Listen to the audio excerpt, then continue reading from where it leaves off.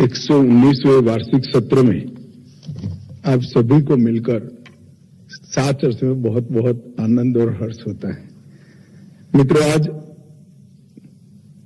मैं आपका पूरी टीम के साथ मंच पर बैठा हूं। श्री संजीव अग्रवाल जी, हेमंत जी, राजीव जी, रंजीत जी और ये पूरा सभागार खींचोखींच आप लोगों के मन से वार्षिक सत्र में आने से भरा हुआ है। मेरे मन में भी था लंबी बातचीत करेंगे, मगर जैसा आप सब जानते हैं, कल श्री रतन टाटा का निधन हो गया और आज मुझे वहां मुंबई जाना पड़ रहा है। सबसे पहले तो मैं रतन टाटा जी को बहुत मनपूर्वक श्रद्धांजलि देता हूं।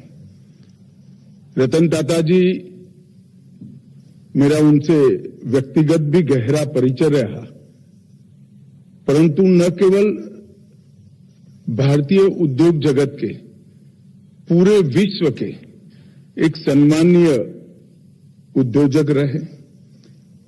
टाटा समूह का नेतृत्व करना ही अपने आप में एक बहुत बड़ी बात होती है, परंतु उन्होंने टाटा समूह का नेतृत्व ऐसे समय में संभाला जब टाटा समूह को अनेक प्रकार के परिवर्तन करना जरूरी था और धैर्यपूर्वक बारीकी से अध्ययन करके टाटा समूह के सारे उद्योगों को और काम करने की पद्धति को, दोनों को उन्होंने परिवर्तित किया और पहले की तरह आज भी टाटा समूह भारत के उद्योग जगत में एक ध्रुव तारा बनकर है। उसमें रतन टाटा जी का बहुत बड़ा योगदान है। देश के अंदर सूचिता के साथ अपने उद्योग का, अपने समूह का विकास करना, देश के सारे कायदे कानून और रूल्स रेगुलेशन इसका पूर्णतः पालन करते हुए अपने उद्योग समूह को प्रमुख स्थान पर बनाए रखना और इसके साथ साथ अपने ट्रस्ट के माध्यम से देश की सभी समस्याओं का समाधान कर एक अच्छा समाज बनाने का प्रयास भी करना, चाहे अनुसंधान का क्षेत्र हो, चाहे मैनेजमेंट का क्षेत्र हो, चाहे एजुकेशन का क्षेत्र हो, चाहे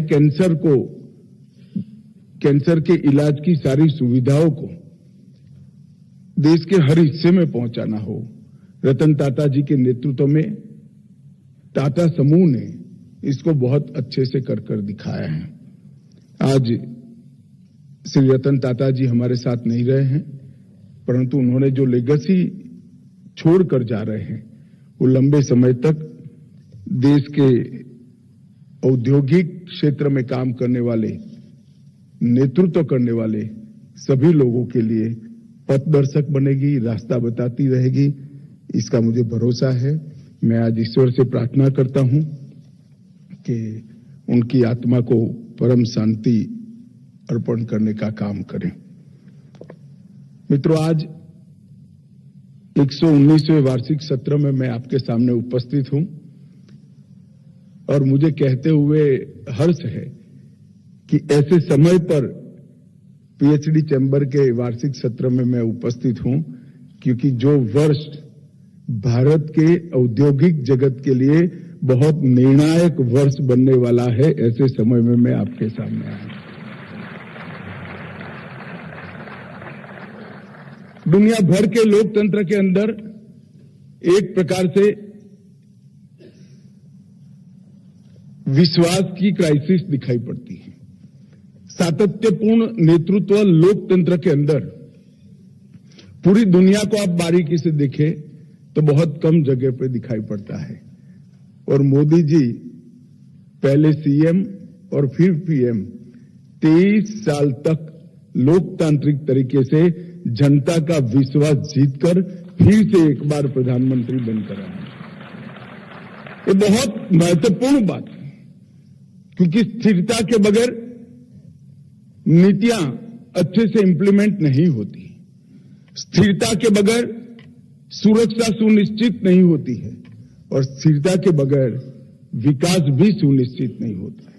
स्थिरता ही है जो नीतियों में भी सातत्य लाती है, स्थिरता ही है जो विचारों में भी सातत्य लाती है और स्थिरता ही है जो विकास में भी सातत्य लाती है। 10 साल तक इतने बड़े देश को अनेक समस्याओं से मुक्त कर तीसरी बार देश की जनता ने मोदी जी को आशीर्वाद दिया और मोदी जी तीसरी बार प्रधानमंत्री बनकर आज देश का नेतृत्व कर रहे हैं। हम सब के लिए बहुत आनंद का विषय है। आज आपने थीम लिखा है विकसित भारत 2047 के रेफरेंस में उन्नति के शिखर की ओर अग्रसर। बहुत उचित ही विषय आपने सिलेक्ट किया है। मित्रों, हमारे सामने प्रधानमंत्री जी ने 2 लक्ष्य रखे पूरे देश के सामने। 2047 जब देश की आजादी की शताब्दी मनाई जाएगी, भारत पूर्ण विकसित राष्ट्र के रूप में दुनिया के सामने खड़ा हो और दूसरा 2027 तक हम दुनिया की तीसरे नंबर का अर्थतंत्र बनकर दुनिया के अर्थतंत्रों की तालिका में। ये 2 लक्ष्य को सिद्ध करने के लिए अनेकविध प्रयास, अनेकविध पॉलिसी और अनेकविध प्रोग्राम लेकर मोदी जी 10 साल से लगातार प्रयास कर रहे हैं। मेरा सौभाग्य रहा पहले 5 साल पार्टी के अध्यक्ष के नाते और फिर इनके मंत्रिमंडल के सदस्य के नाते ये प्रयासों को मैंने बहुत नजदीक से देखा है। जहां तक इन्होंने औद्योगिक विकास की जो कल्पना करी है उसमें ढेर सारे डायमेंशन को उन्होंने ताकत देने का काम किया है और इसकी रूपरेखा भी तैयार की। इंफ्रास्ट्रक्चर का विकास, भारत को दुनिया में मैन्युफैक्चरिंग का हब बनाना, इन्वेस्टर फ्रेंडली इकोसिस्टम खड़ी करना, स्किल्ड वर्कफोर्स का निर्माण करना, रिसर्च एंड डेवलपमेंट अनुसंधान को प्रोत्साहन करना, एडवांस कंप्यूटिंग टेक्नोलॉजी जैसी सभी टेक्नोलॉजिकल क्षेत्र में इमर्जिंग टेक्नोलॉजी में भारत को पायनियर बनाना, डीप सी और मैरीटाइम इकोनॉमी और अंतरिक्ष, ये तीनों क्षेत्रों में नई शुरुआत करना और कई सारे इमर्जिंग सेक्टर, ग्रीन हाइड्रोजन से लेकर ईवी तक, ये सारे सेक्टर में आज से ही भारत पायोनियर लीडर बने, इस प्रकार की नीतियों का निर्माण करना। ढेर सारे काम एक दूरदर्शी नेता के रूप में उन्होंने किए हैं, पॉलिसियों का निर्माण भी किया है और पॉलिसियों को इंप्लीमेंट करने के लिए जो सातत्य चाहिए वो सातत्य का भी परिचय किया है। मैं आज पीएचडी चैम्बर के सामने आया हूं तब कहना चाहता हूं कि चैम्बर बिजनेस कम्युनिटी और सरकार के बीच की कड़ी होता है। सरकार की योजनाओं को और सरकार की नीतियों को और सरकार के विजन को जमीन तक पहुंचाना और इंडस्ट्री की समस्याओं को सरकार तक पहुंचाना, ये ब्रिज बनाने का काम पीएचडी चैम्बर ने आगे आने वाले समय में करना है। परंतु ये 10 साल में हमने काफी कुछ अचीव किया है। 10 साल में दुनिया का सबसे लंबा हाईवे टनल आज भारत में है। विश्व का सबसे ऊंचा रेलवे ब्रिज भारत में है। मुंबई के ट्रांस हार्बर लिंक में अभी ही मुंबई गया था, विश्व भर के इंजीनियर्स इसका स्टडी करने के लिए आते हैं और कोलकाता की अंडर वाटर मेट्रो, ये सारे इंफ्रास्ट्रक्चर के अजूबे ये 10 साल के अंदर भारत में निर्माण होने का काम किया है। अंडमान निकोबार और लक्षद्वीप में समुद्र के नीचे बिछी ऑप्टिकल फाइबर से दूर दराज के क्षेत्र में कनेक्टिविटी लाकर वहां पड़ी हुई सभी बिजनेस अपॉर्चुनिटी का दोहन करना और सुरक्षा की दृष्टि से भी वो द्वीपों को मजबूत बनाना, चंद्रमा पर शिव शक्ति पॉइंट पर जब तिरंगा फहरता है, कोई ही भारतीय होगा जिसका गर्व हृदय गर्व से न भर गया हो।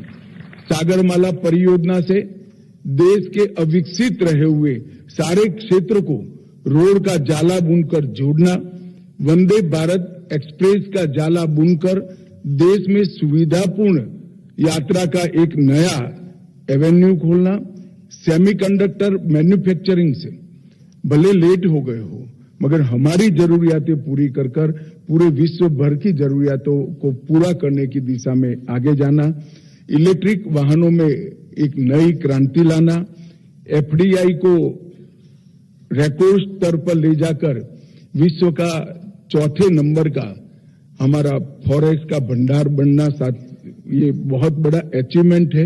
एक जमाना था जब हमने, आज तो सोचने में भी कमी आ रही है कि फॉरेक्स की कमी के कारण देश का सोना गिरव रखना पड़ा था। आज हम विश्व का चौथे नंबर का सबसे बड़ा फॉरेक्स का भंडार लेकर बैठे हैं। विश्व में सबसे तेजी से बढ़ती स्टार्टअप इकोनॉमी हम बने हैं।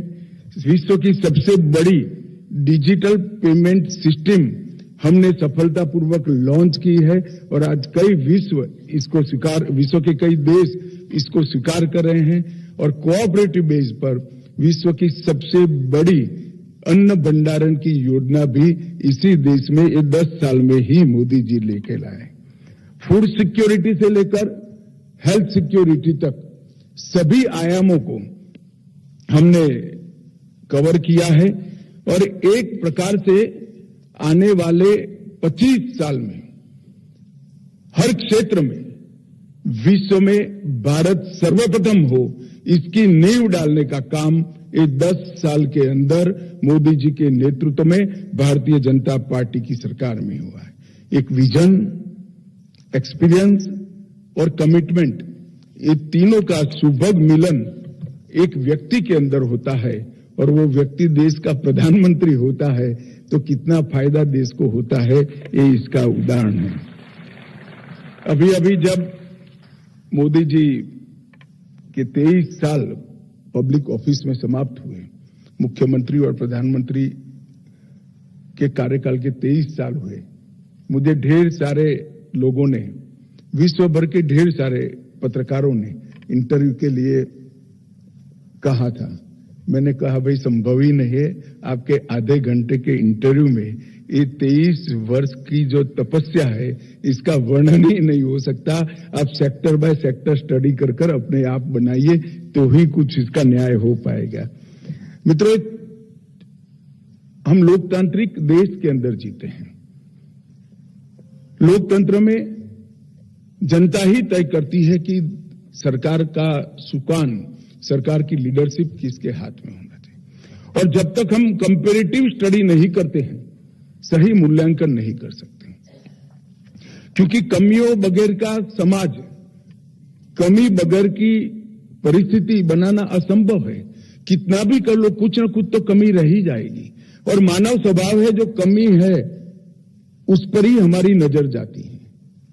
आपके पास जो कमी बच जाती है वही हमें खलती है, जो मिल गया इसका संतोष करने की मानसिकता कम होती है, मानव का स्वभाव है। इसलिए जब तक कंपैरेटिव स्टडी नहीं करते हैं तब तक हमने क्या पाया है इसका सही आकलन नहीं हो सकता। मैं इसलिए बड़े तटस्थतापूर्वक 2014 और 24 की देश की स्थिति को मैं लिख कर आपके सामने लाया हूं और एक कंपैरेटिव है। कंप्यूटर पर सारे आंकड़े उपलब्ध हैं, सब साइटों पर, आप भी इसका स्टडी कर सकते हो।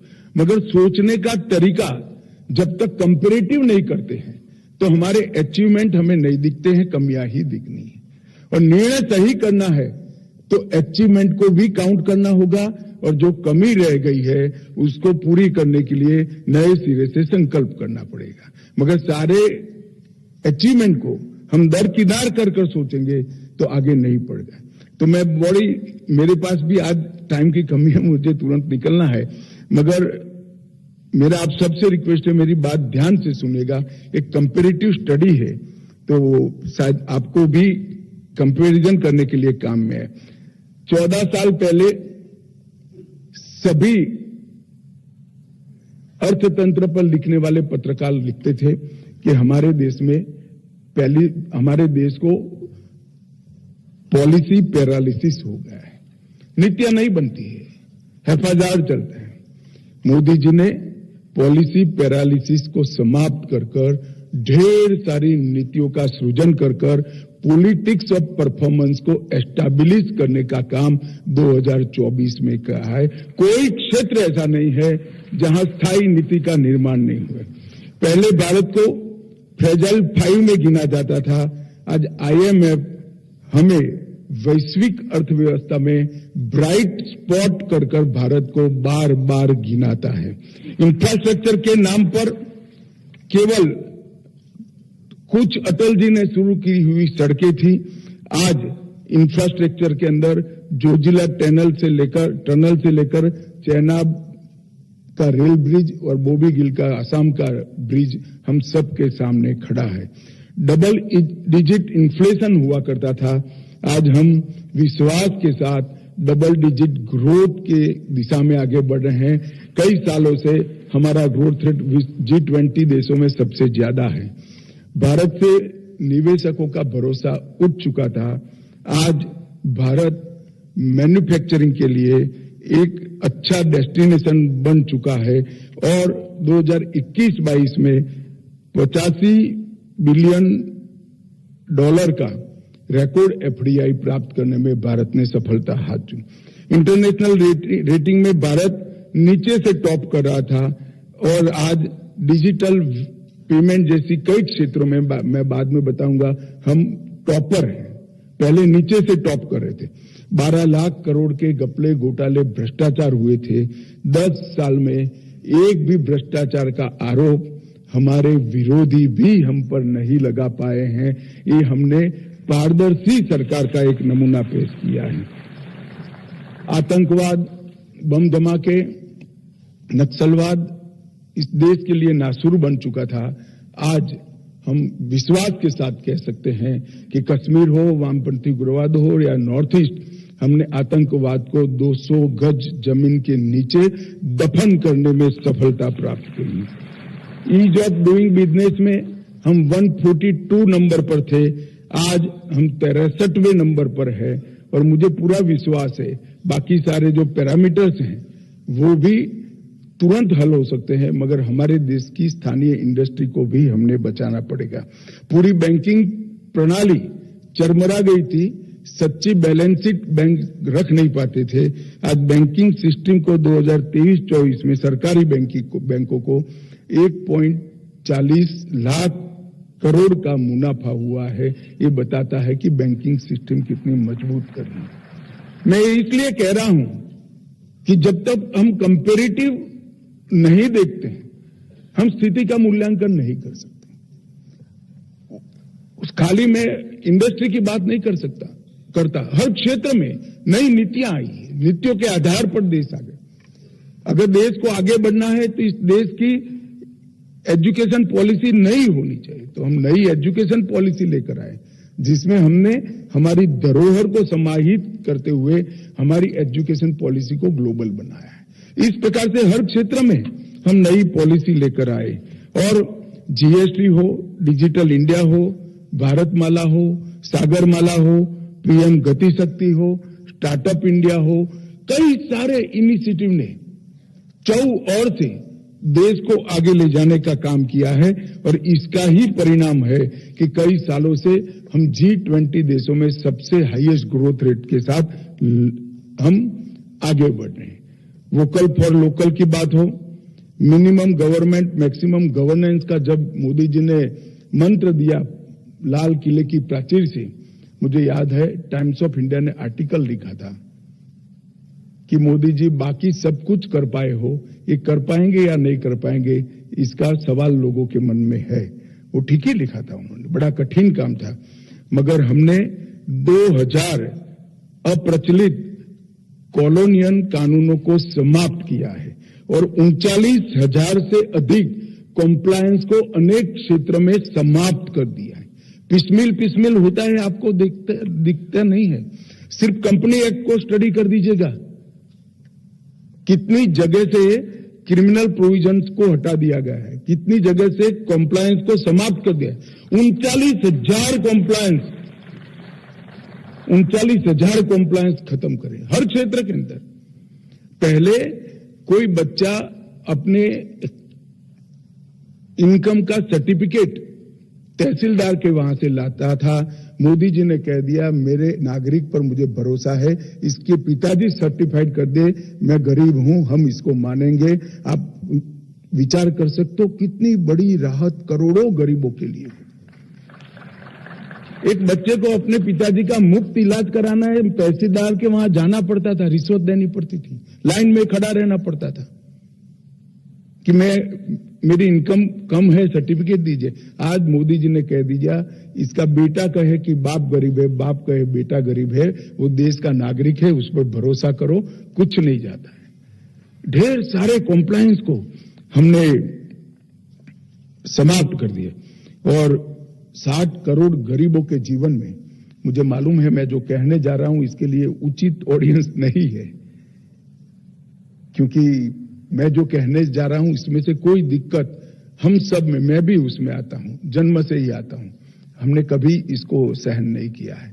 मगर 60 करोड़ लोग ऐसे थे जिनके घर में टॉयलेट नहीं था, पीने का पानी नहीं था, गैस का सिलेंडर नहीं था, बिजली नहीं थी, कुछ लोगों के पास घर ही नहीं था और कुछ लोगों के पास खाना और दवाइयां नहीं थी। ये 10 साल के अंदर 81 करोड़ लोगों को, हर व्यक्ति को 5 किलो अनाज आज free of cost Narendra Modi ji दे रहे हैं और उसके पास जो अपनी कमाई है वो अपनी बाकी की सुविधाओं के लिए वो कर रहा है। 4 करोड़ लोगों को, गरीबों को घर दिया है, 15 करोड़ परिवारों को, मतलब 60 करोड़ लोगों को घर में पीने का पानी नल से पहुंचा है। 11 करोड़ से अधिक लोगों को मुफ्त गैस का कनेक्शन दिया है और 12 करोड़ से ज्यादा घरों में टॉयलेट बनाने का काम किया है।